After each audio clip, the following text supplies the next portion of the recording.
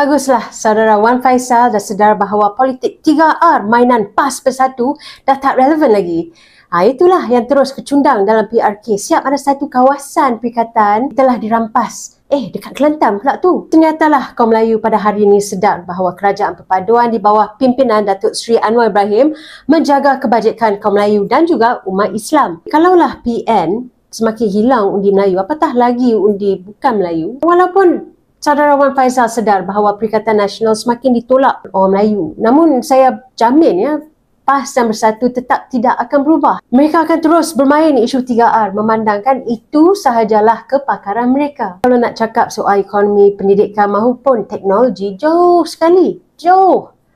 Apapun, saya menyeru kepada rakyat supaya berdiri teguh bersama kerajaan pada hari ini yang telah terbukti mampu memantapkan ekonomi negara selain menjaga kebajikan semua rakyat tanpa mengira agama dan kaum.